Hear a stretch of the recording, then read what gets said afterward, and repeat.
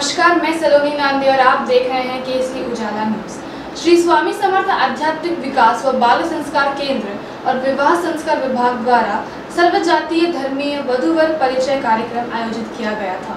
ये कार्यक्रम 14 जून महल नागपुर यहाँ संपन्न हुआ। ये संस्था ये कार्यक्रम हर साल आयोजित करती है। इस साल इसमें क्या हुआ, आइए जानते हैं। श्री स्वामी समर्थ, माझं नाव विजय चंद्रकांत सौदागर।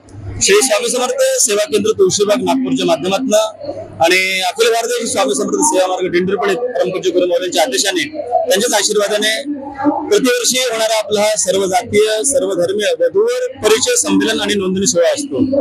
भारतातील, महाराष्ट्रातील आणि आपल्या विदर्भातील किंवा नागपुरातील प्रत्येक ठिकाणी असे कार्यक्रम होत असतात। समाजातील जेवढे काही जातीपंथ असतात त्या पंथांच्या माध्यमातून, जातीच्या माध्यमातून प्रत्येक परिवाराला, प्रत्येक कुटुंबाला एक योग्य स्थळ मिळावं, एक योग्य सुसंस्कारित त्याचं कुटुंब चालवायच्यासाठी विवाह एक फार मोठा संस्कार आहे।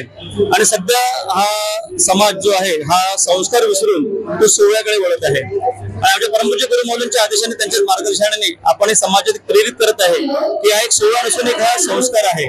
आणि या संस्काराच्या माध्यमातून जर आपण याच्यामध्ये आपला वेळ कार्य जर केलं तर एक चांगला सुसंस्कारित जोडीदार, एक सुसंस्कारित मुलगी आपल्या घरात येऊ शकते आणि आपला परिवार, आपला कुटुंब हे चांगल्या स्वरूपात समृद्ध करून एक चांगली संतती निर्मितीसाठी हा एक उपक्रम आपण दरवर्षी राबवत असतो।